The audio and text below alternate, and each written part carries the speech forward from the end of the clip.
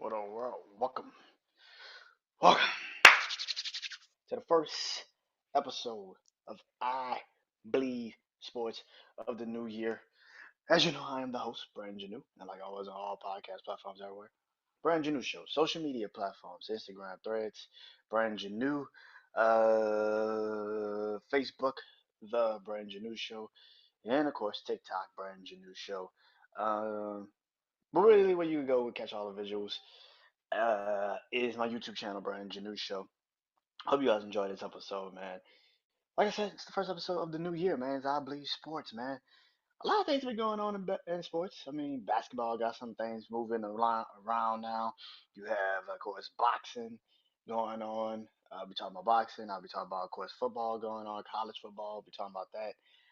And, of course, the NFL. Playoffs are officially here in the NFL, so, yeah. But let's start with basketball.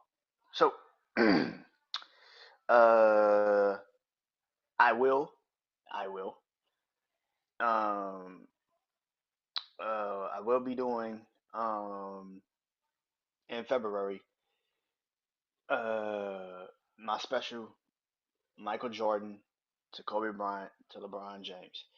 I will be doing that special. Talk about all three men's careers, why they are where they are on my list when it comes to the greatest of all time. But that's neither here nor there. That'll be in February, so get ready for that. Yeah. So basketball, man. So Jimmy Butler, uh, has officially requested a trade. He's officially requested a trade, from the Miami Heat, and he wants out. He's done. He doesn't want to be a part of the Miami Heat anymore. Pat Riley, of course, before he even requested the trade, pretty much said, "Yo, we're not trading him, and we don't give a shit." Um, Here's the thing: Jimmy Butler, requesting a trade from Miami. Um, Now here's the thing: do I think he's getting traded? I don't fucking know. Will he? Because my thing is this: because people want to, people want to,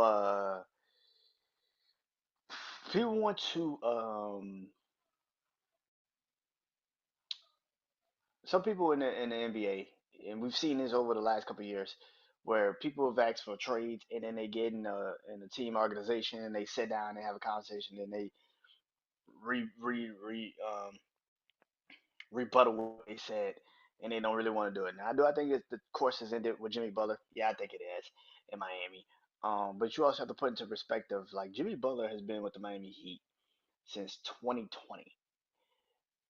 2020, he's been with the Miami Heat, and every year he's been in the playoffs with the Miami Heat. 2020, the bubble season, they ended up in the playoffs, got to the NBA Finals, played the Lakers, lost in six.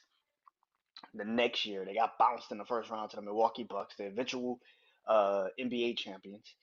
The next year after that, I want to say they played against.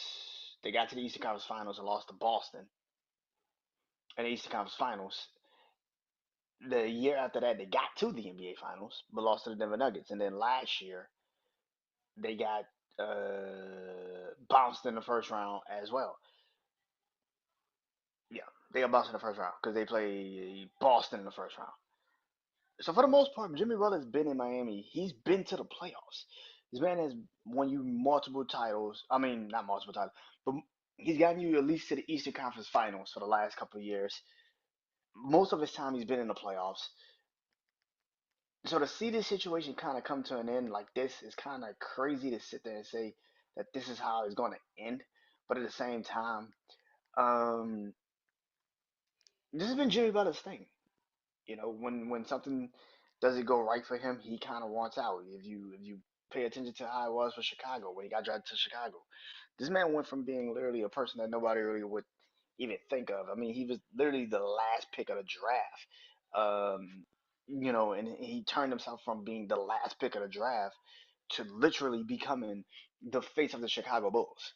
Like this shit is crazy to see that man's career and how it all panned out. How he's become one of those guys. Then he went from the Chicago Bulls not believing in him and trading him to the Minnesota Timberwolves for Zach LaVine, and he goes to Minnesota and gets them into the playoffs with young Carl Anthony Towns and Andrew Wiggins to the point where the next year after going to the playoffs, he goes on a fucking rant and pretty much goes against everybody in practice and beats them by himself.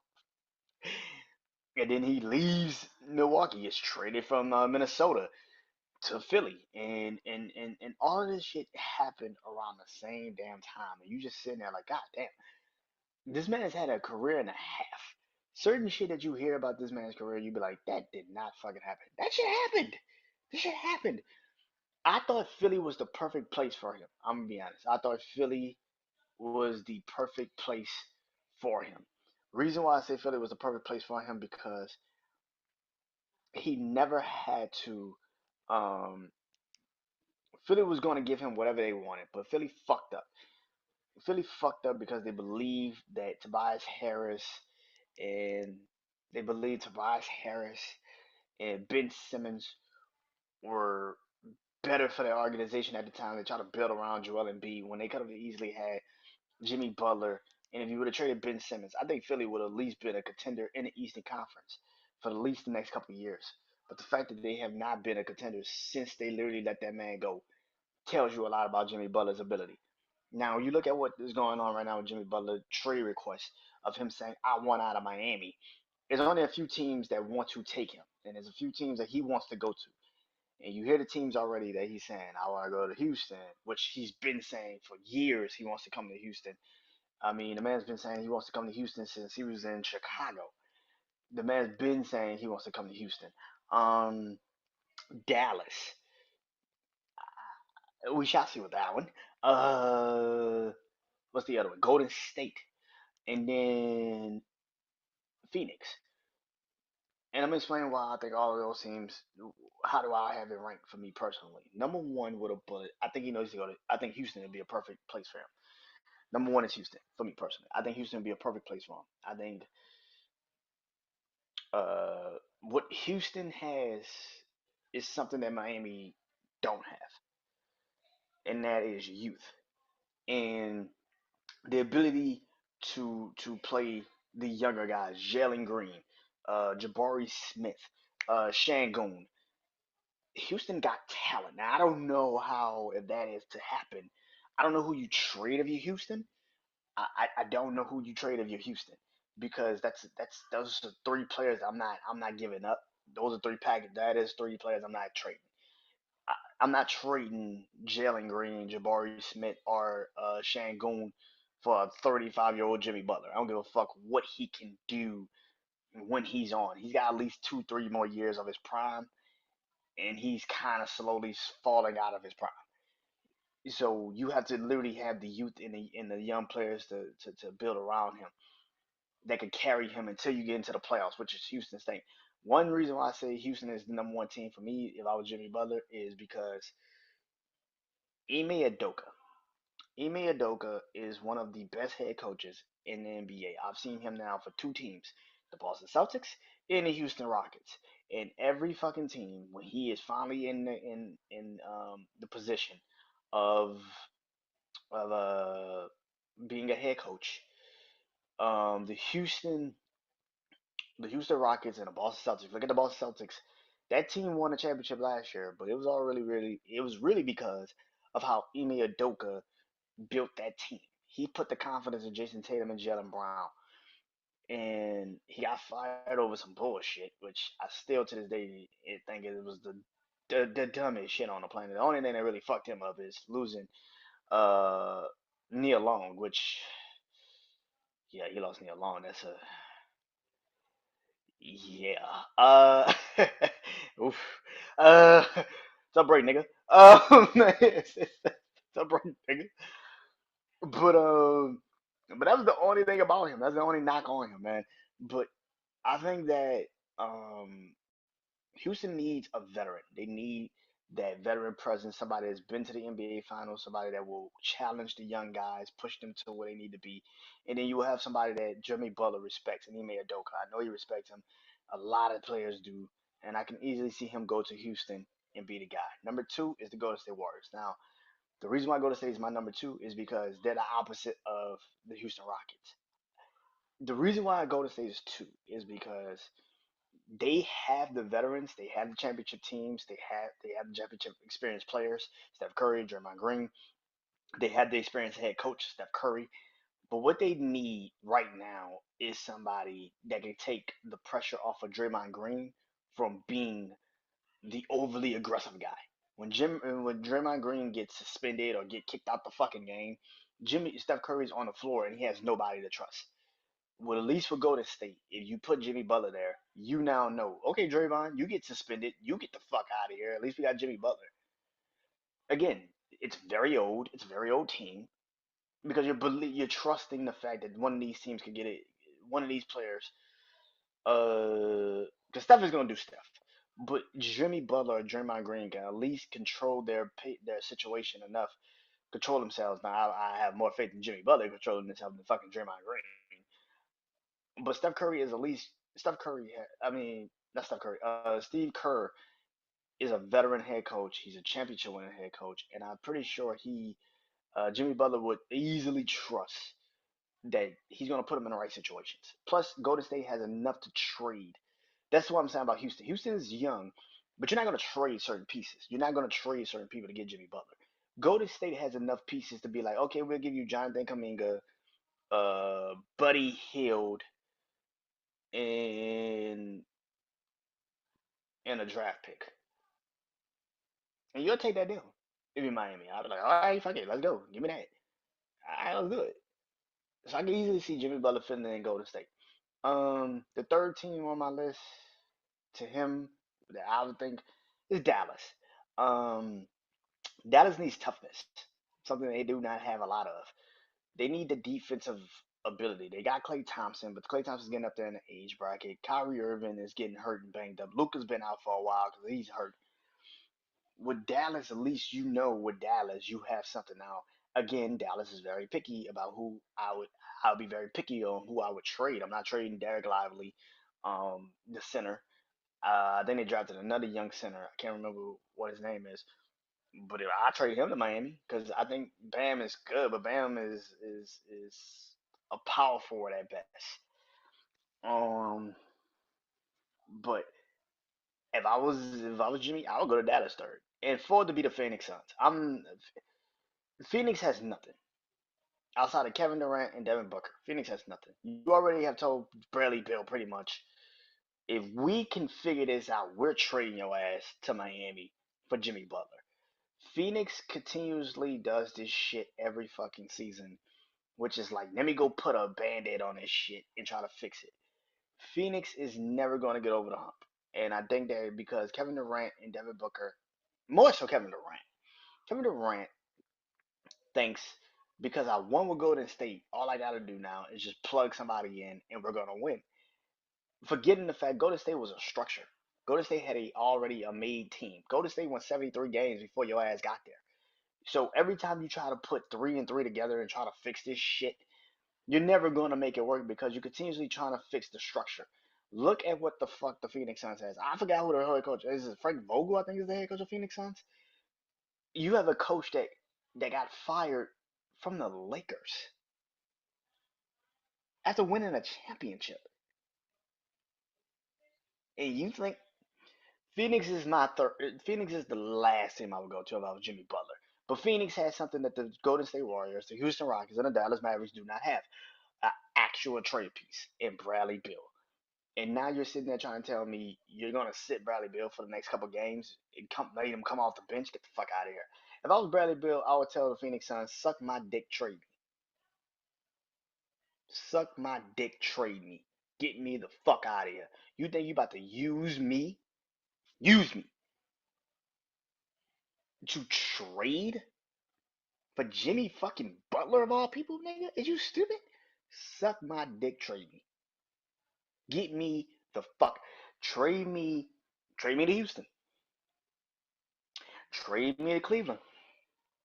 Fuck it. Trade me to Philly. Give me somewhere where I'm like, all right, at least I know when I go to this place, I'm gonna probably be the first, second option. I'm gonna easily be the first, second option. I know I am. That shit is stupid as a motherfucker. And if Phoenix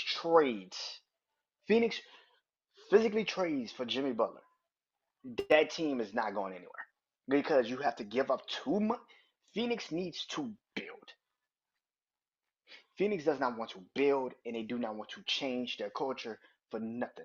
And yet, you continuously sit there and try to tell me, but they got Kevin Durant and Devin Booker, so they're gonna figure it out. No, the fuck they're not. They're not figuring that shit out. And all you did was doing again, put a patch over some shit and try to move it the fuck along. That don't help not a motherfucking soul out. Not one. Fuck out of here, dude. Fuck out of here. But if I was Jimmy Butler, my first option is the Rockets. Done. I'm going to Houston. If they can get something, if Miami can get something in return, I'm going to Houston. Fuck what you talking about. I'm going to Houston. In the second, if Houston don't work, I'm going to Golden State. That's it. A team nobody's also talking about is OKC. But OKC's got a lot of young pieces and a lot of young situations, and I wouldn't trade a goddamn soul for Jimmy Butler. I wouldn't trade a goddamn soul for Jimmy Butler.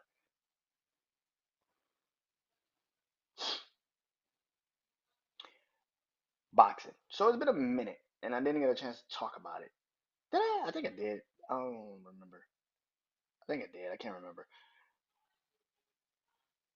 Usyk beating Fury. I think I did talk about it, but I said Usyk kind of deserved that win because Usyk was better than Fury in that fight. Fury had his moments, he had his spurts, but Usyk just controlled the fight more. And now we're in 2025, and there's a lot of things going on in 2025 that everybody is looking forward to seeing what is going to happen. And so for boxing, for me, I wrote down my top five matches that I would love to see in 2025. I don't give a fuck if it happens then, now, or forever. I don't care if it happens right now in January or all the way to the end of December. But these are my five matches that I'm like, need to happen. They need to goddamn happen. At number five, so no, just listen, number five. Number five, it is Jesse Bam Rodriguez versus the Nightmare Ugano. Aguado. Oh my god, I'm about to mess with his last name. Y'all know what I'm talking about. The Nightmare. Um, for the featherweight championship. Um, listen, Bam is 115. Nightmare is 120. I think. Yeah, 120. Um, yeah, 120. He leads the light heavyweight, division, undisputed champion in the light heavyweight division. This fight would be dope. This fight would be dope. I think it'll be a great fight. Young, talented people getting out there doing their thing in the featherweight division, and Bam don't seem like he's afraid of getting hit. Seems like a guy that will handle his business. Now, the Nightmare has couple of fights that I've watched the last couple of days and just continuously watched, and he has this thing where he kind of drops his hands, and you can kind of catch him. He's been knocked down before. He's been touched before. He has his moments. Now, sometimes and I get the Nightmare is everybody's like, oh man, he would destroy this person, that person. But he has tails, and I think that sometimes when you go into fights against certain people, they can tag your ass. I think Bam is small. But Bam feels like a younger Tank Davis. Like once he starts to move up and he starts to really hone into his skills defensively, and his power really shows out at certain points, you're just gonna be saying that like, damn, this dude can fucking box. Again, I don't know if this is going to happen because the Nightmare is 120, 122. I think he weighs in at 122, comes in at 122. No big. Bam is like 115. He's a not featherweight. He's a he's not a featherweight. I forgot the catch weight. I think he is. I forgot what the hell it is. but he's not a featherweight. But the Nightmare is. So yeah, I mean, I think that would be a great fight. I don't know if it happens. I saw Bam pretty much. Brian Rodriguez was like, yeah, that's not. I don't see that happening anytime soon. I'm just honing into my craft. But yeah, that'd be a dope ass fight. I think that'd be a dope ass fight to see. Um, Number four, and that's Usyk versus the Boys 2. Um, Usyk, who beat Tyson Fury for the second straight time. Tyson Fury now has two losses, both to Usyk. Um, Daniel Du Bois, who is the other heavyweight champion, interim. I think he's interim IBF heavyweight champion. I'm not mistaken. Um, this needs to happen. The second, this shit needs to happen. It needs to happen. I explained why. The first time these two guys fought, um, I felt like Daniel Du Bois, he definitely knocked down Usyk, and it was in the Ukraine, and it was raining, and it was in the Ukraine. It was raining, and it was an open stadium, so it was raining on the mat and everything, and it was just a really bad, time to have a fucking match. But he hit Usyk and he dropped Usyk, and the ref waved it off, and I'm like, what the fuck? How the fuck you wave that off? That was a hit, and they waved it off, and it's just like, what the fuck is happening? And ever since then, Daniel Du Bois, who by the way lost that fight, and that was his only loss. Well, no, it wasn't his only loss, but he lost that fight. And then the next time I saw him, he was rolling through motherfuckers, beating their ass. And now he holds one of those belts that Usyk had to drop. He holds one of those belts, and I think that that is going to be the moment where we see if Usyk really is about it. Now, I think Usyk is a really great boxer. I think Usyk can handle himself in certain situations. But the first time these two dudes fought, it kind of was scared in controversy. I mean, let's be real. It was kind of scared in controversy. The referee kind of screwed Daniel Du Bois out of a knockdown. Um, and Usyk, of course, eventually would take advantage of it, and he would win the fight in the Ukraine. And he went on to, of course, eventually go undefeated. It still is undefeated, and then he went up against Tyson Fury and won the belts. So I feel like Daniel Du Bois would easily have a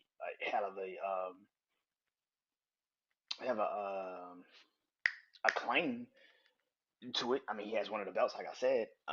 Now I don't know what happens next. I think Usyk. And by the way, after the fight, Usyk did say when Daniel Du Bois got in the ring, he said like set that shit up. Let's really get it going. Let's get it going.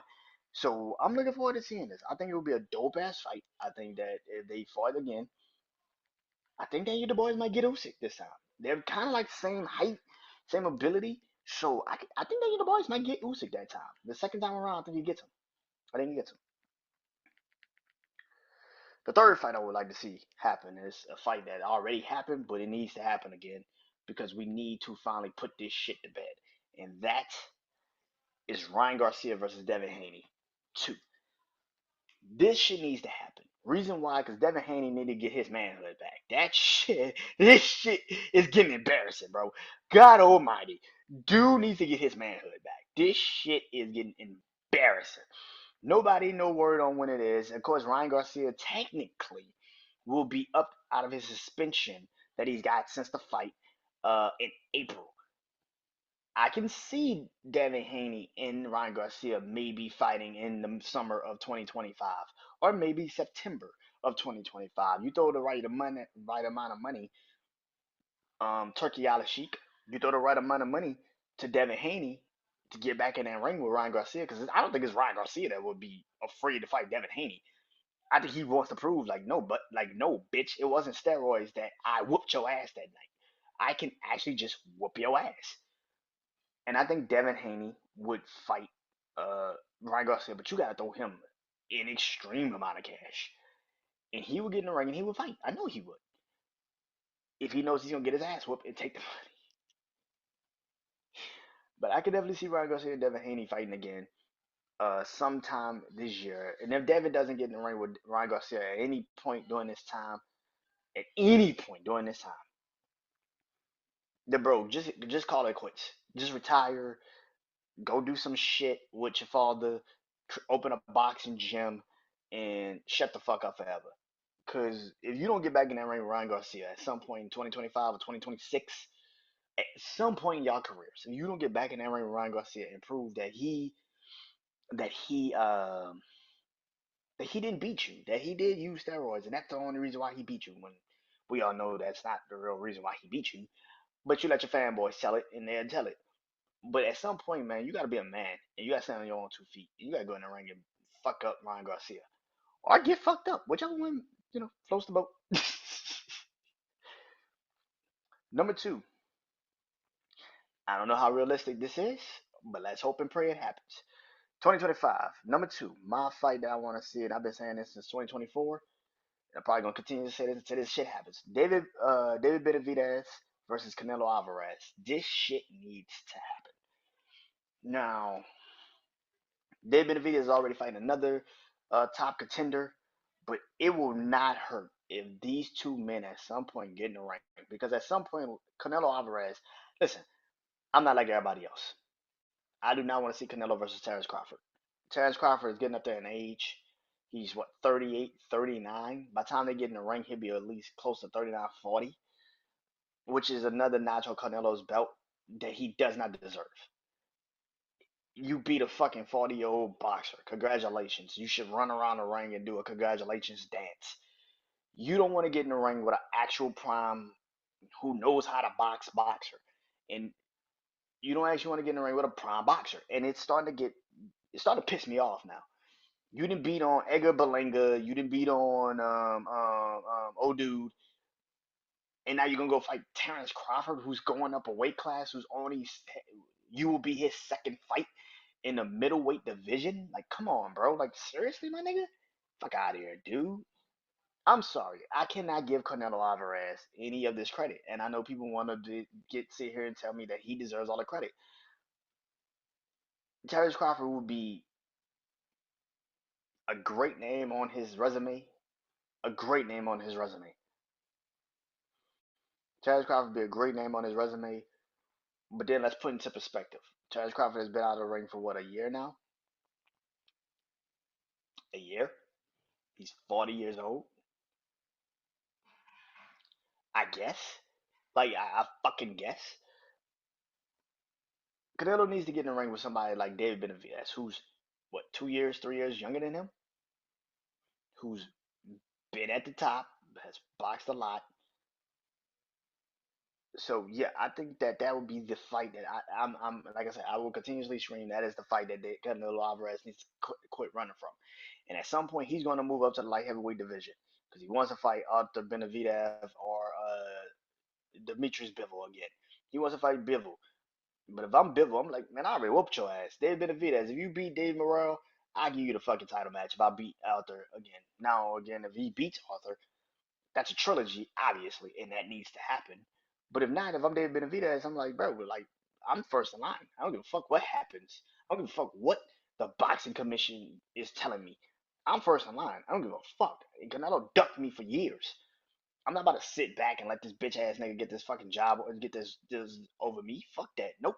He could sit his ass in the back or stay in the lightweight, middleweight division and fight somebody else that's moving up another division so he can get his ass whooped.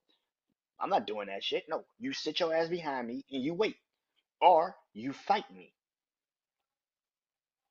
You fight me. You want it? Fight me. Because now I'm in front of you, and you can't just jump in front of me no more. Now they're actually telling you I'm not fighting Canelo first. I'm fighting him. Then what you gonna do? I'm in your way. Now fight me. And number one, and I could win with a lot of matches.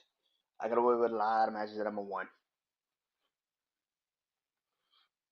But it's Tank Davis versus Shakur Stevenson. Who am I kidding? Tank and Shakur. Now Tank said he's retiring in 2025. I know he's fighting Frank. He's fighting Lamonte Roach. I think March. Tank versus Shakur is the match. Shakur isn't fighting in 2025 anymore. Well, at least not right now. I think his match got canceled. If Tank beats Lamonte Roach, Tank needs to go on a I want to fight everybody that supposedly is trying to duck me. He either go up to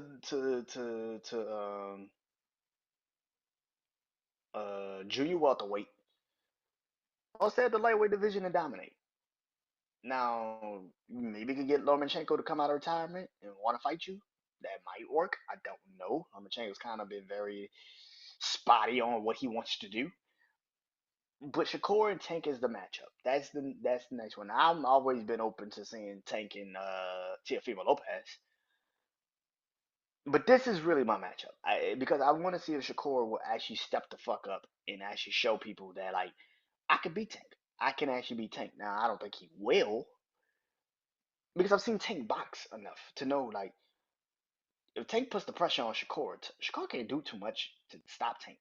When Tank starts to really apply that pressure, Shakur's never had a fight where he's been pressured into actually having to box and keep that person off of him.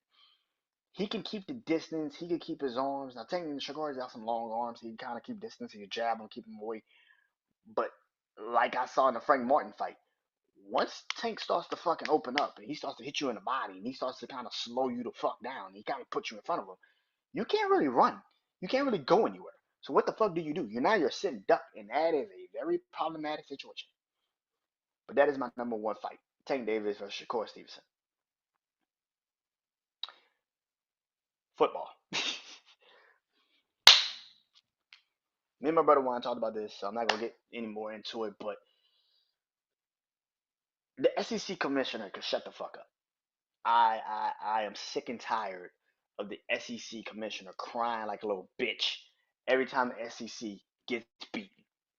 Stop crying like a little bitch. Kirby Smart for months was trying to convince us that Georgia's a good team, and if they got into the playoffs, they would run a table. And then they got into the playoffs and got their ass beat first game out the gate. Now, granted, Oregon lost, Boise State lost, Arizona State lost, 100% true. But none of those teams were out here crying like a little bitch when they every fucking game they go on TV and they go ask him, "Hey, coach, what do you feel about this? And what do you feel about that?" And he would sit there with a straight face and say, "They're screwing us up, and they're not putting us in the conversation, and they're not giving us what we deserve." And then you go out there and your team scores 10 points,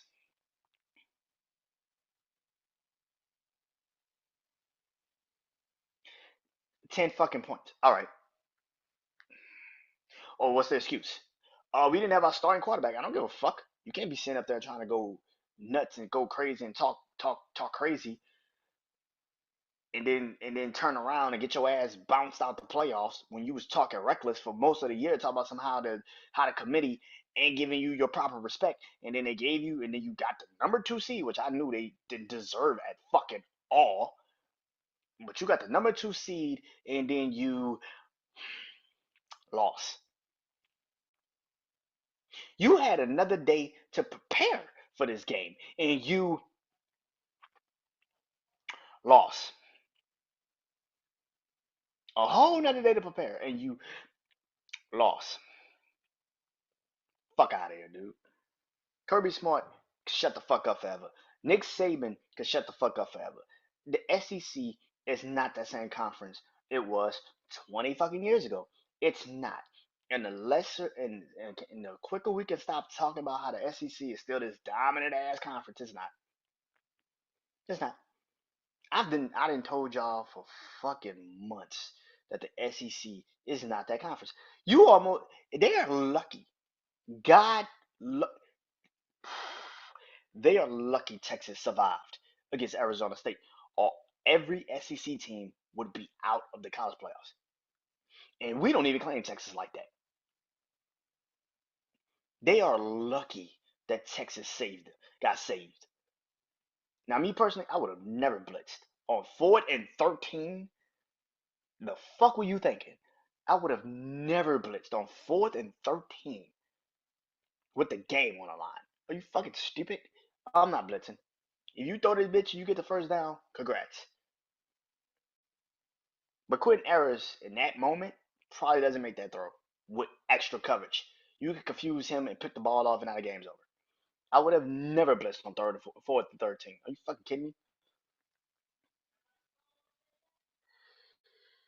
But the semifinals is officially here in North Carolina, and it is officially here.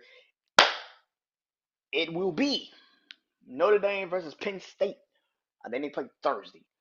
And Texas versus Ohio State. I think they play Friday.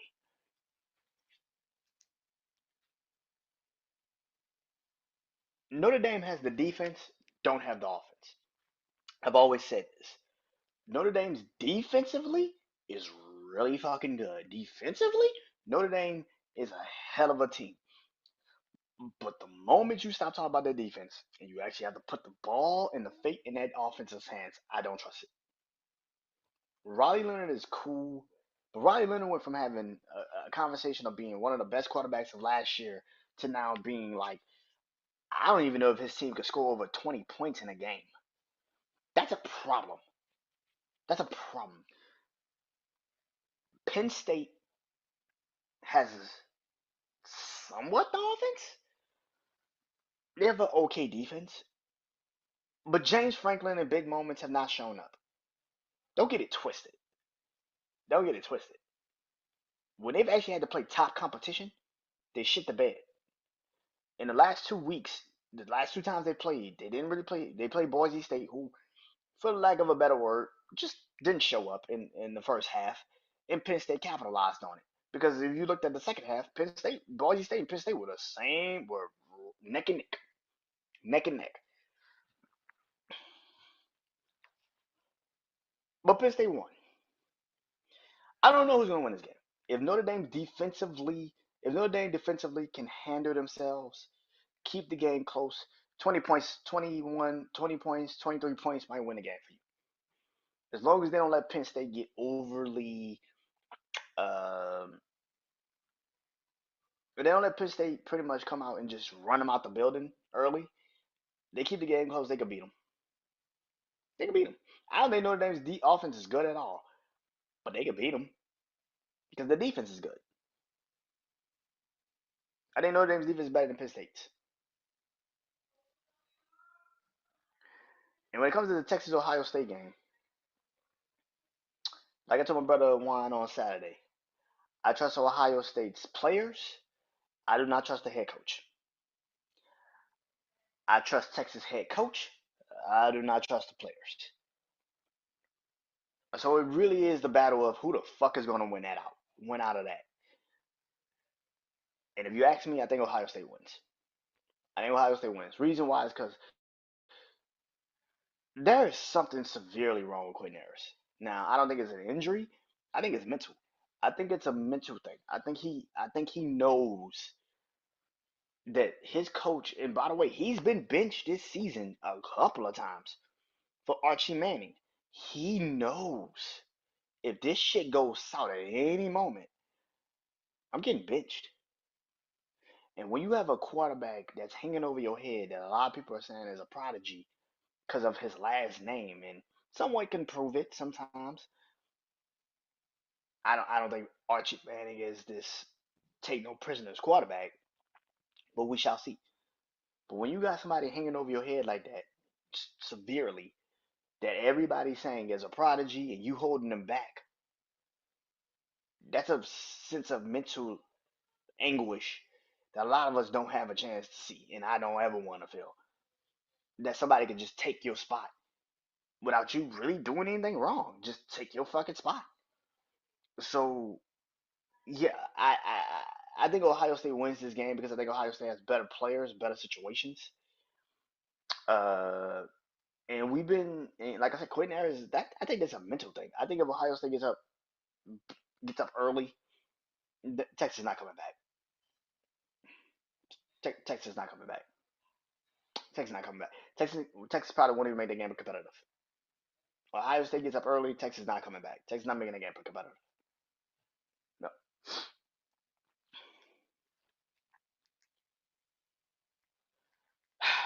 All right. my eyes on what? So the NFL, there have been some coaches that have gotten their pink slips, and I'm still waiting for more. I'm not like everybody else. Things is just over. The shoe dropped in with the Las Vegas Raiders. Antonio Pierce is fired. He will no longer be the Raiders head coach. Sunday, Gerard Mayo got fired from the Patriots, and of course you already. And then Monday, Doug Peterson got fired. I skipped the whole day. Doug Peterson got fired from the Jaguars. People are like, I can't believe that you know Brian Dable and the general manager of the Giants kept their job. I can easily see why Brian Dable kept his job because I think they promised him that you come in and you work with Daniel Jones, and then the next year we will draft a quarterback, your quarterback that you want. And I think they fucked up. They signed the wrong fucking person. They gave him a little bit too much money, and then they immediately regretted it. And they were like, "Oh shit!" Now, the fucked up problem is this probably would have worked if you drafted Michael Penix, J.J. McCarthy, Bo Nix in this year's draft. But since you didn't, now you gotta hope and pray that you've landed on somebody in this year's draft. Now, I personally, they got the third pick. New York Giants have the third pick in the draft. If Cam Ward goes number 1 or 2, I'm not taking a quarterback with the third pick. I'm not. I'm not taking Shador. The only quarterback that I even remotely would even entertain is Jackson Dart from Ole Miss. And even in that sense, I'm not taking Jackson Dart until like the third, fourth round. I'm not taking Shador Sanders third. You must be fucking delusional. I am not taking that man third. I would look into the market, like I've been said. San Francisco with Brock Purdy is a situation. Clearly, Kirk Cousins is going to get traded from the Atlanta Falcons because they're not going to bring him back. They're going to let him go. You got Aaron Rodgers. I don't know who the fuck would take Aaron Rodgers at this point, but Aaron Rodgers. You got the man that's in the playoffs right now, and Sam Darnold, who, let's be real, like I've been saying, I would not bring back Sam Darnold. I don't give a fuck what you say on social media. I don't give a fuck what you say in the media. I'm not bringing Sam Darnold the fuck back if I'm the Minnesota Vikings. I just drafted a fucking rookie quarterback that I have not yet seen. Now, if I bring him back, it's going to be on a year extension. If he wants to take that year extension, take it. But I'm not signing you to no multi-year deal. Are you fucking crazy? Fuck no. I got this rookie here. I'm not doing that shit. I drafted this rookie for a reason. I drafted him knowing I signed you already. I'm not bringing. People don't want to say this shit. They drafted this kid when they already had signed Sam Darnold. I don't give a fuck. You got Mac Jones, who's going to be a free agent this year.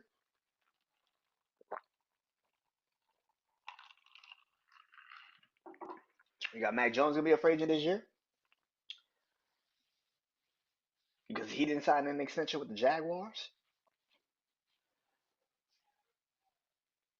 Depending on what happens, me personally, I will release his ass since he's not going to take a play cut.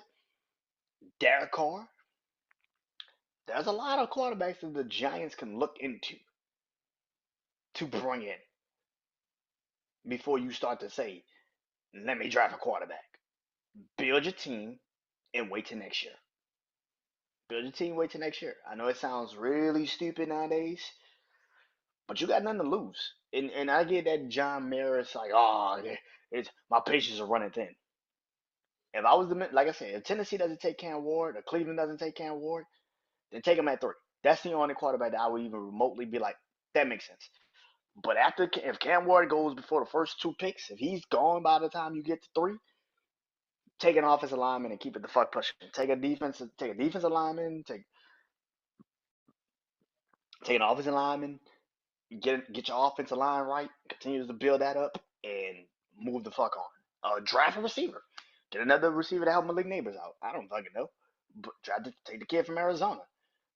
Take him away from New England before New England gets him at 4. Why not? So yeah, But here are some of the coaches. And also Mike McCarthy in the Dallas situation. Now Dallas, Mike McCarthy has been given permission to go. Well, the Chicago Bears have requested permission to come talk to Mike McCarthy. Chicago is circling the drain. I'll talk about them in a couple minutes. Chicago is just circling the drain. Mike McCarthy though is given been asked to be interviewed for the job for the Chicago Bears. Mike McCarthy's not coming back. This is why I say also I don't know if Dallas is gonna at some point just say, you know what, fuck it. The dumbest thing on the planet right now is Jerry Jones pretty much saying he doesn't really care if Mike McCarthy goes to another team or not. You care because who the fuck do you bring in if you don't? Because I don't think anybody takes that Dallas job like talking about it. You gonna have to really maybe Mike Zimmer. Maybe you just move Mike Zimmer from defensive coordinator to fucking head coach, which I think that's pretty much what he's going to probably do. I don't think you're gonna really go out and try to go find a head coach that you have to force. Mike Zimmer and you have a great relationship. Mike Zimmer has been the defense coordinator of the Dallas Cowboys like 3 times in Jerry Jones' tender of owning the fucking Cowboys. The man's been like the defensive coordinator 3 fucking times. He's been the fucking owner. I can easily see Mike Zimmer being the next fucking Dallas head coach. I can easily see it. Maybe you bring back Kellen Moore, who's the Eagles' offensive coordinator. Maybe you finally do bring back Kellen Moore, and you're like, you know what? It's your team. So he's got 2 options. I don't think Dallas goes outside of the family. I don't think they do it. I think it's either going to be Mike Zimmer or it's going to be fucking Kellen Moore. Done. But this to me is the best coaching jobs available. Um, the last time I just did, I went from 5 to 1. This time I'm gonna go from 1 to 5, and that's the best to my least favorite job that is open in the NFL. So now it's 6 teams that have coaching openings in the NFL, and at number one, I'm gonna start off like this. Number one is the New England Patriots. New England has the best coaching job available. This is the best coaching job available. They have a defense, so you don't have to build anything in that defense. That defense is good. You have a defense. You just got to bring in a defense coordinator or maybe a defensive head coach and get your offense right. But the Patriots have a defense. You have your quarterback. You don't have to worry about it. You don't have to go try to find one. You don't have to go draft one. You have your quarterback. Drake May is the best quarterback out of these 6 teams left stand. These 6 teams opening. Drake May is the best one. Drake May is the best one. I know. I already feel it. What about Caleb Williams? What about that motherfucker? What about him? With Drake May, at least I know I don't have to create some special lecture for this motherfucker to act like a quarterback. Drake May has already shown you he can handle the pressure. He can handle the situation. Now, my now this is the I have my the coach I think would fit perfect with the team, and then I have the coach that I actually do think is going to get the job. It is the same person, and it's Mike Vrabel. I think Mike Vrabel goes to New England. You got to realize Mike Vrabel was a part of 3 New England Patriots Super Bowl winning championship teams in his early career. He has a great relationship, I'm pretty sure, with Robert Kraft. I'm pretty sure you got to also realize when he was starting to become a head coach assistant and all that, when he was starting to learn being a coach in the NFL, he was on Bill Belichick's staff. And then he got the job with the Tennessee Titans.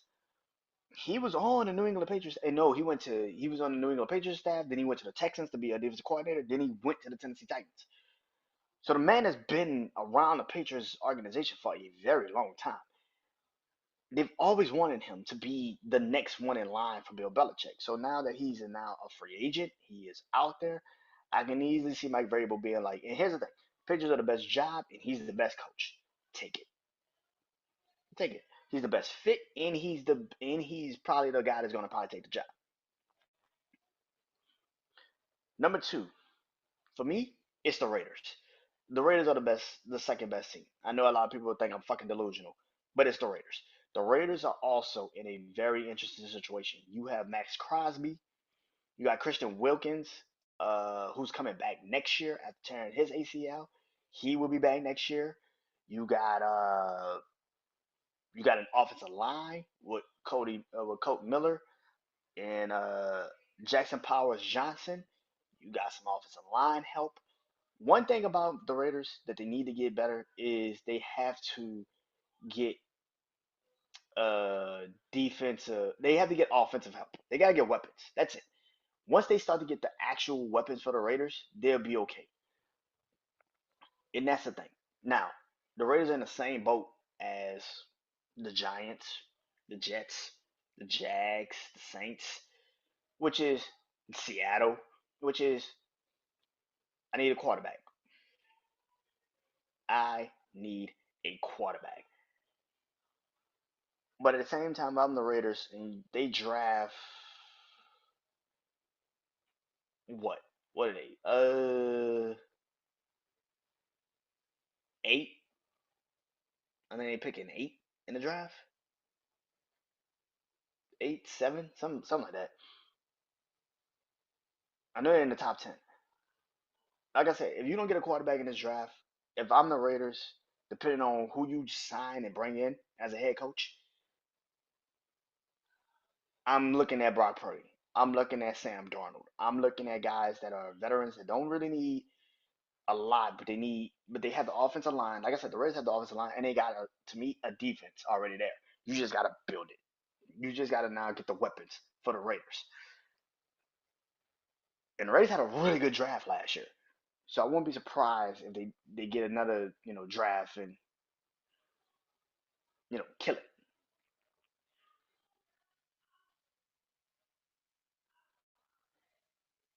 Um, Now the best fit for the Raiders to me is Joe Brady. Like I said, I had to do this shit on the fly, but my best fit is Joe Brady. I think Joe Brady. You can't. It's the same thing with the Patriots.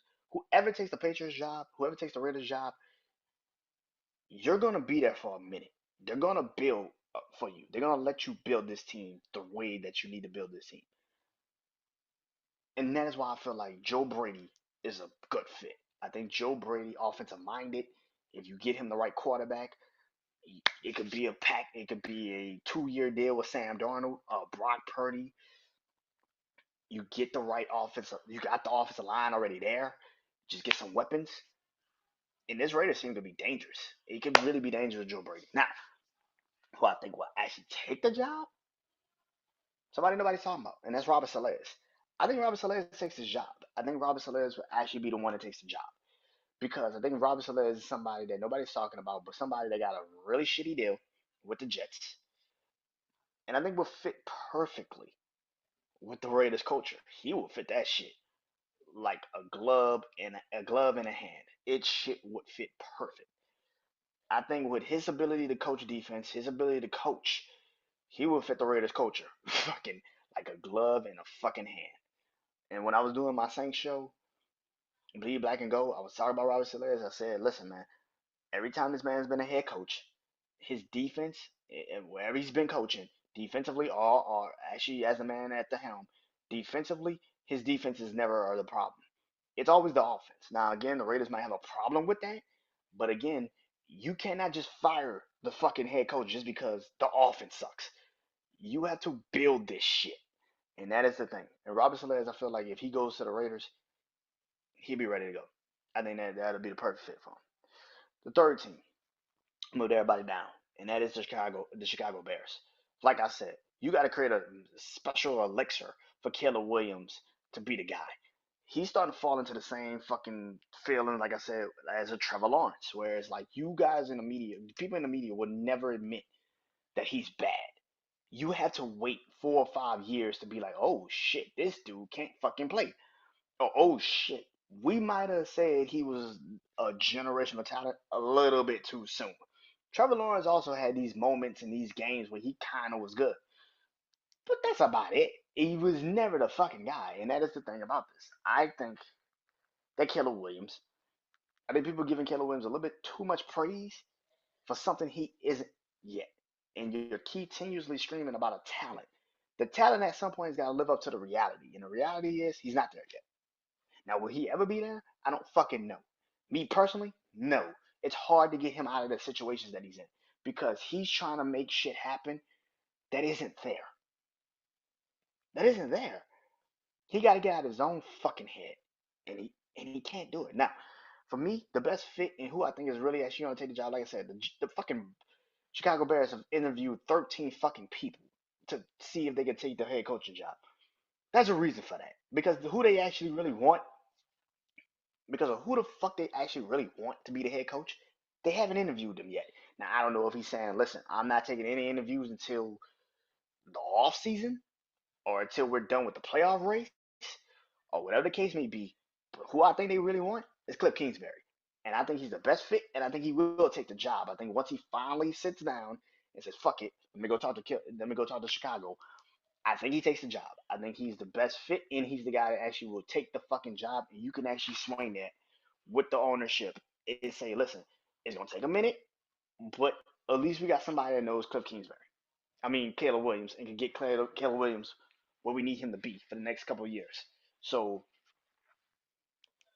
just bear with us. But Chicago's my third team with the third best situation. I think the Bears have the third best situation.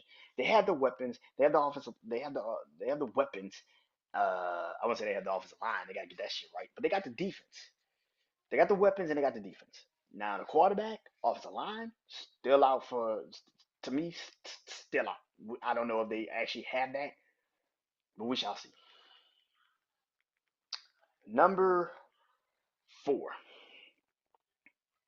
number 14 is the Jets. Um, I got the Jets for. I think the Jets. I think the Jets are okay. I don't think the Jets are great. I think the Jets are okay. Um, the Jets situation is a little bit weird to me. And the reason why I say the Jets situation is a little bit weird is because clearly Aaron Rodgers is not the head going to be the quarterback no more. And if Aaron Rodgers is not the quarterback anymore, and you clearly are also saying Devontae Adams is out, then what the fuck is the Jets? Garrett Wilson, Brees Hall, but that defense fell off a fucking cliff with Robert Salay's left. And I think the Jets, who's also in the top 10 of drafts, of the draft picks, I don't know who the fuck they take with this draft pick. Now, me personally, you took Jordan Travis last year. We never really got a chance to see him. And we're going to move in the direction of probably getting rid of Aaron Rodgers. You might need to play this kid. You drafted him. Let's play him. Let's see what happens. So, for me, I think, for me, um, the best fit for the Jets is Brian Flores. I think the Jets need a veteran presence. They need somebody that is not going to take no shit from nobody. That's going to come in there and immediately make that defense immediately back to where they were. Domination over fucking load. That's what the fuck I think. Now, that's the best fit is Brian Flores. Now, who I think will take the job is Matt Nagy. I think Matt Nagy is going to take the job because I think the Jets are not going to get rid of Aaron Rodgers. And they can talk shit all day and they can talk under the sun. They can talk about how this is going to work and how this is going to happen. I did not get rid of Aaron Rodgers. I think that Matt Nagy is going to take the job and they're going to have to go from there. That's how I look at it. Number five, that's the Jacksonville Jaguars. Jacksonville paid Trevor Lawrence, what, $40 million, $45 million, some shit like that, some crazy ass price tag. And is regretting this shit immediately right after that. Stop paying fucking people because you're so afraid that you're never going to get another. We got to stop throwing that name, franchise quarterback shit. We got to stop throwing that name out. Not every quarterback that is somewhat remotely kind of could move the football down the field is a franchise quarterback. No. You have to prove this shit at some point. I don't give a fuck what they say. The Jags are fifth for me. And the reason why the Jags are fifth for me is because you got Brian Thomas Jr. Now I don't know how the fuck you fired a head coach, but not the general manager. That's just fucking stupid. But again, the Kine family is a is a funny motherfucker, ain't it? I mean, look at his son Tony in AEW. He can't fucking book a show to save his fucking life. it just shows you that the Khan family don't know what the fuck they're doing in football or in wrestling. They don't know what the fuck they're doing. You fire the head coach, but you keep the fucking general manager. I don't fucking understand that shit. But anyway, the Jags are my fifth best team, my fifth best opening in the NFL. Reason why is because reason why the Jags are my fifth best team in the NFL opening wise is that you got something offensively. Christian Kirk, Brian Thomas Jr. But with the Jag situation and defensively, you got to fix it. You've been trying to fix this defense for like 2, 3 years now, and it still can't be fixed. I would have never signed Trevor Lawrence to a fucking extension ever. Me personally, I would have kept Mac Jones and then just was like, all right, next year we'll draft another quarterback.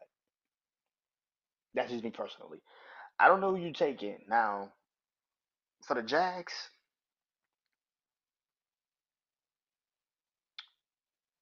For the Jags, my coach that I think will take the job in the best fit is Aaron Glenn. I think Aaron Glenn is the best fit for the Jaguars. I think he fits it. I think he brings a little bit of stability to the team. I think he brings a little bit of stability to the team. I think he brings in enough. Uh, again, he garners of the room immediately as he comes in the room, and the defense will eventually have to adjust to him. And that is the thing. I think Aaron Glenn is the best fit for the Jacksonville Jaguars, and I actually think he takes the team. Number six, my last team on this list is clearly the New Orleans Saints. The Saints are my last team on this team. The reason why I got the Saints last is because I watch the Saints every fucking Sunday. I know how the fuck they look, and I know they're bad, and I know they suck. Derek Carr is not taking a pay cut. He's talking about something. I take a restriction, but I'm not taking a pay cut. Cut his ass. Let his ass go. Put his ass on the free agency market and see what the fuck happens. You don't tell me no shit like you not gonna take a pay cut. The fuck you mean you ain't gonna take no pay cut? You saying that shit like you got a fucking choice. Bitch, you said that shit like you got a fucking choice. I would cut that motherfucker and just be like, you know what, Spencer Rattler, you the guy now. Fuck it. Fuck it. We'll figure it out from there. We got Elvin Kamara, we got Chris Olave, but we are severely over the cap. And again, if we have to cut Derek Carr, that's another fucking hit to the cap that we just cannot fix. But the Saints need to rebuild. Unlike the Jags, who are young, they just need the right head coach and maybe the next and the right quarterback. They need the right head coach and the right quarterback and a defensive minded person to come in and do their thing. For the Saints, we are severely over the cap, and we have a situation now where Derek Carr doesn't want to take a pay cut because the Saints are stupid and they signed his ass that deal, which I still don't fucking understand. But it is what it is, man. But the Saints are my sixth team, and for me, the team the coaches that I would have for the Saints is Ben Johnson of the Detroit Lions. That's my best fit. I would love to see Ben Johnson. I hope that we can get him. That's the best fit. Is Ben Johnson. I think Ben Johnson would fit perfectly with the Saints. Alvin Kamara, Chris Olave, Rashid Shaheed. Maybe you resign Marcus Valdez Scanlon. I don't think they will. But with that team that we have, that offense that we do have, with Spencer Rattler, which is kind of like a Jared Goff, you don't have to put him in too many fucked up situations. He can just handle himself. I got that. But excuse me. Um, um, but the person I do think is gonna take the job, and I would love to see if he does take the job. This again, do not take my word for it because I am a Saints fan, so I'm of course going to scream that this shit happened. And that's Brian Flores. I hope he freaking takes this job. I really do. Brian Flores would come in immediately with that young defense that we have. He would come in and immediately make that defense a dangerous defense. I don't give a fuck what nobody say. That defense with him would be ready to play every fucking Sunday. And I think that is the thing. So I would say Brian Flores would be the guy that I would love to see take the job actually.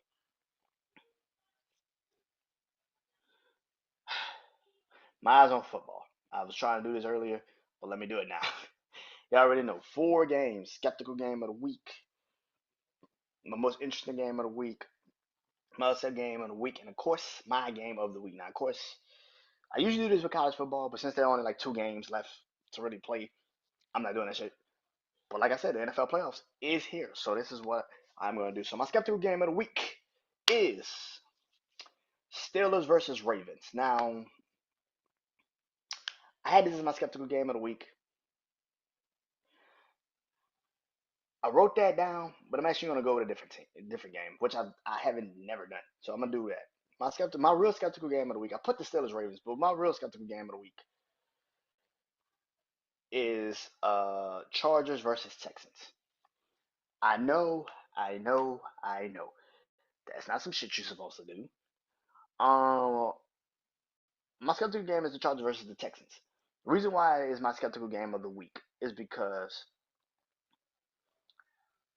I think the Chargers in the Texans game is actually more interesting than people want to give it credit for. I get it. Does the Texas offensive line suck like a son of a bitch? But I also feel like that as good as the Chargers are offensively, offensively, I truly believe that enough, if you run the ball enough, you control clock, Joe Mixon, you don't really put CJ Stroud in too many fucked up, stupid ass situations, you can win the game. The Chargers are good. Jim Harbaugh is going to get them right. But of course, also you got Justin Herbert. At some point, you're asking the Chargers offense to overcome not really having a number one receiver in the playoffs. I know. But Brandon, they've done so well. Look at what they could do. I think the Chargers defense is great. Offensively, it's still a little bit of a question. Now the Texans defense secondary sucks, just like the offensive line of the Texans. But if I think that um I think we're gonna underestimate like last year. A lot of people underestimated the Texans to beat the fucking Browns, and everybody's like, "Oh man, the Browns are gonna run through the Texans." And then the Browns lost to the fucking Texans, and everybody's like, "What the fuck?" I kind of feel like it's gonna be that again. So I feel like the Chargers is good, but again, you're putting the Chargers in a situation where I don't think that if you forcing their hand to really be the guys, I don't know. I don't know. I got to, that is why it's my skeptical game of the week. It's the Chargers and the Texans. The most interesting game of the week is the Vikings and the Rams. Vikings versus the Rams. The Vikings beat the Rams in Thursday night football a couple what a week or two what like 8, 9, 10 weeks ago some shit like that. Beat them like week 13, I think some shit like that. And this was when the Rams were the Rams were really shaky at the beginning of the season. The Vikings were starting to kind of catch their rhythm, but in that game they also lost their left tackle. People can make as many excuses if they want for Sam Darnold. What you saw Sunday is a prime example for why I do not trust him in big games. You can sit there and make all the excuses under the sun. Well, Detroit defensively played the Vikings offense wide receivers really tight. Or what else been also the argument? They played them really tight and left in the third and the fourth and the fifth and the no. When the game got tight, Sam Darnold got tight with it. Sam Darnold is not the guy. He's never been the guy. And as many times as people want to sit there and tell me when he can handle this, when the pressure's on, he fucking fades. I don't give a fuck how many times I gotta tell y'all. I've seen enough for you to know you get the pressure and you fucking fade. You can sit there all fucking day and tell me, but look at his regular season. I don't give a fuck about his regular season. Look at what the fuck he's actually done when it's actually been time for him to show the fuck up and actually show and do something. And he ain't done shit. Now, do I think the Rams are good? Fuck no. Now, my problem with the Rams is the Rams play down to their competition. The Rams play a little bit too damn down to their competition, and that pisses me off when I watch the Rams play. Because there's certain games where the Rams should not be in a fucking dogfight. You were in a dogfight against the fucking Saints, against the fucking Jets, the Patriots. These are top 10 teams in a draft, and these motherfuckers barely escape these games. The Rams play down to their fucking competition, and I don't know how you fix that. If the Vikings come out with like a house on fire, the Rams will come out like a house on fire. But if the Vikings come out struggling a little bit, the Rams will come out fucking struggling a little bit. This is the problem that I have with the Rams. They should be able to beat the shit out the Vikings. This should be a fucking walkthrough, but it won't be. But it fucking won't be. I put money on that. It's not gonna be. I can see the Vikings beating the Rams because the Rams are gonna play down to the fucking Vikings. They're not gonna beat them. They're not gonna outright beat them, and that's the biggest fucking problem.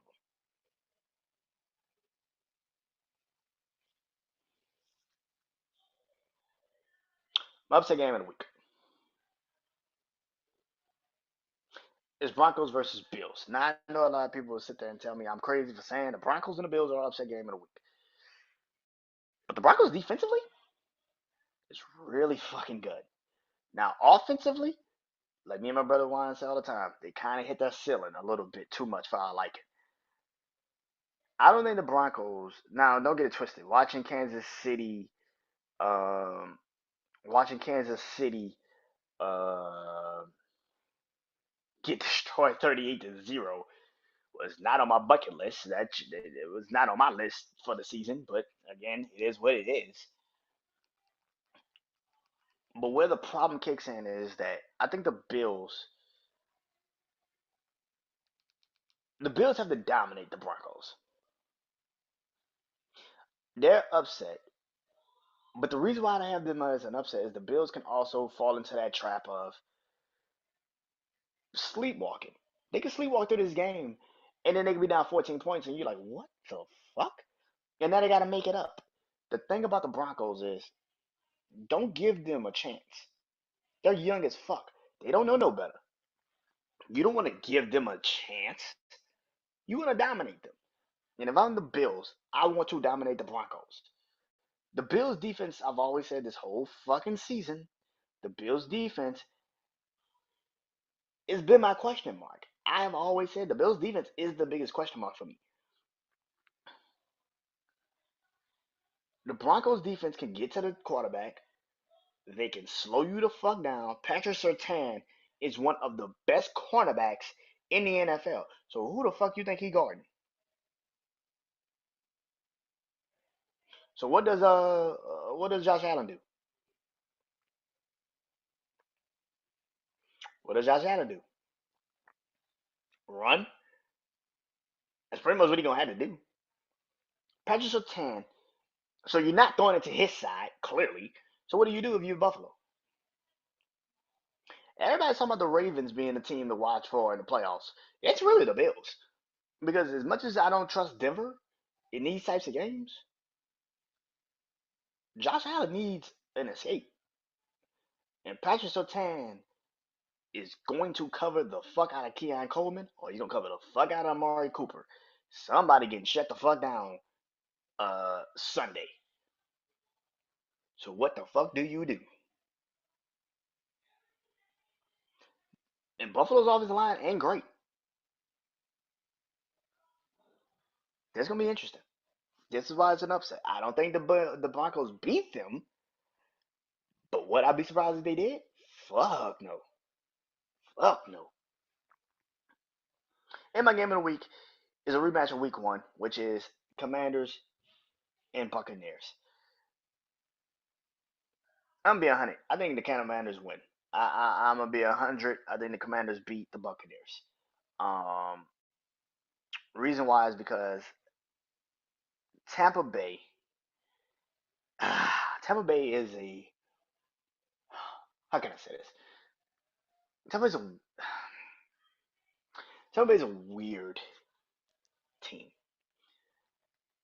I've always said this. Tampa Bay defensively, if you get past the front seven, you can easily beat them. I think Tampa Bay is a victim of uh their own success. And I think the season ends it. I think Washington goes into Tampa and beats them. I think Jane Daniels gets a win. Uh, yeah, I think Jane Daniels goes in and gets a win.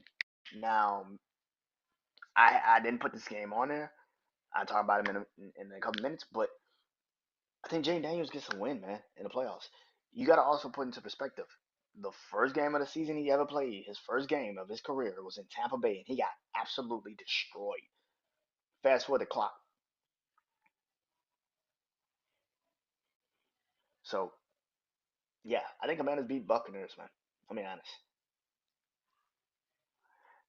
Big four, my four best teams of the season going into the playoffs. Here's my four. You already know I do it. One to four. Let's get into it, man. At number one, it is the Detroit Lions, 15-2. Excuse me. They have a bye week. They have the number one seed, and they beat the shit out the Vikings, 31-9. I have said this numerous times. I think Detroit is going to the Super Bowl. I am not sure. I have not changed my opinion. I have not changed it. They have only lost two times. Now I will say the only two times they have lost have been at home. Buccaneers week two, yeah, week two, week three, and of course the Buffalo Bills. They await either the Commanders, the Packers, or the Vikings or Rams. Yeah, nobody's fucking with Detroit. I'm sorry, nobody's fucking with Detroit, man. Number two is the Baltimore Ravens, 12-5. 12-5. I put at, and I should have put versus. I'm tripping. I'm tripping. Okay, 12-5 is the Baltimore Ravens. They are at home versus the Pittsburgh Steelers, coming back, winning the division from the Pittsburgh Steelers. Um, yeah, Lamar Jackson is the MVP. Let's go ahead and put that shit to bed. He is the MVP. He's going to win the MVP. He's the guy. But this whole postseason is not about Lamar Jackson, despite what people want to say. It's not about Lamar Jackson. It's about Derrick Henry.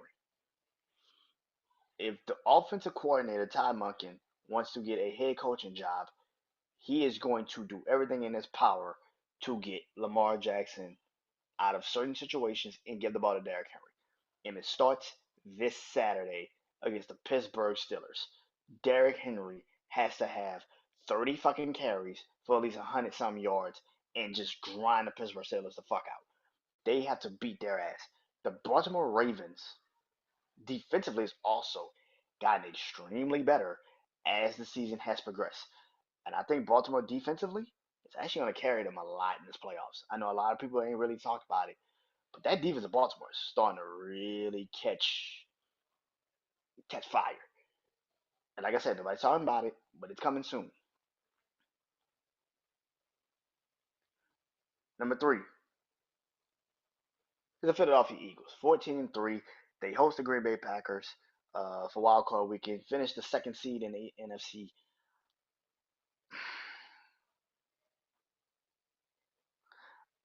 If Jalen Hurts don't play, they're gonna lose.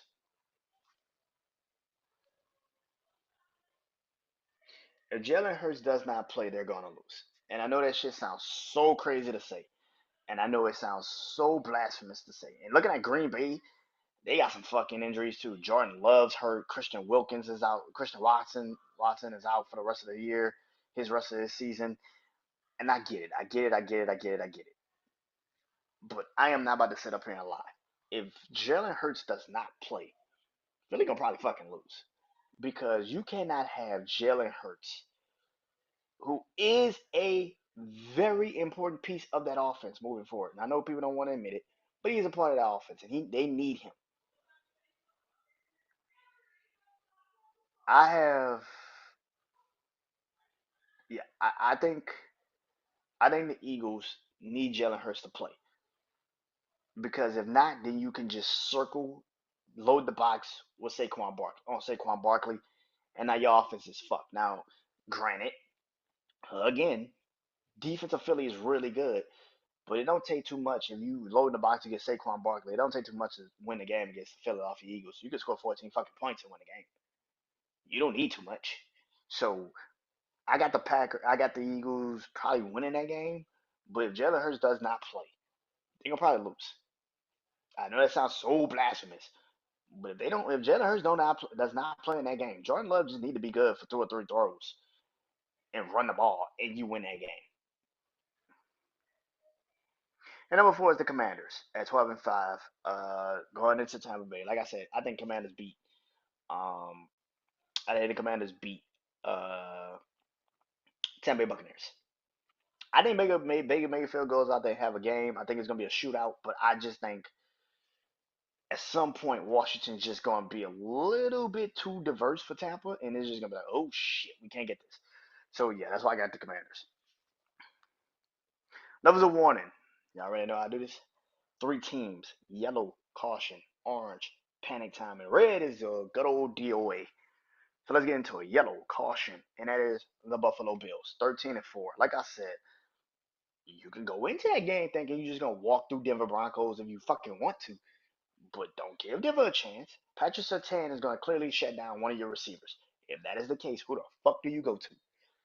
James Cook has been the key point of this offense, and I've been saying this. Now, if Josh Allen goes out there and have a great game, then awesome, whoop de fucking do.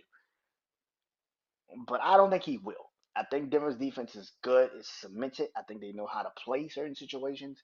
They're looking forward to seeing if Josh Allen's going to run the ball. If you can kind of keep Josh Allen contained, something that we have not seen this whole season for Josh Allen is a pick game. He hasn't turned the ball over yet. And this is what I've always said. One of those games are going to happen. You just cannot have it happen in the playoffs. And I think it's going to happen in the playoffs. So it might happen Sunday when they play against the goddamn when they play against the goddamn Denver Broncos. Orange panic time, and that is the Packers, 11-6. The reason why the Packers are 11-6, our orange panic time is because the injuries. Too many fucking injuries, man. Christian Wilkins, Christian Watson. See, here's the thing about people that continuously scream about Detroit. Detroit's played without those players for a while now. You just lost Jair Alexander, who's your best cornerback. He's out for the year. You just lost your somewhat number 1 receiver, Watson. He's out for the fucking year. And now you're asking Jordan Love, who's been in and out, banged up for a lot of this season. What the fuck is Green Bay?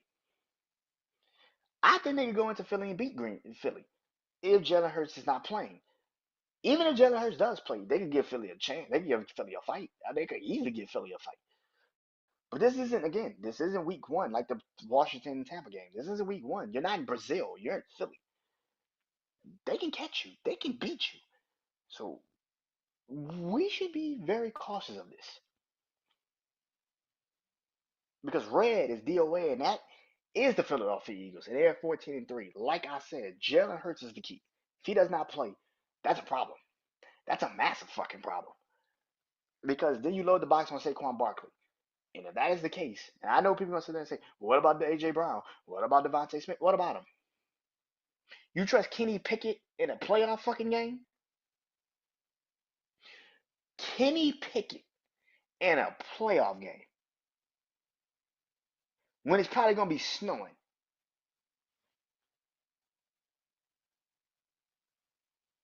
Do I need to say more?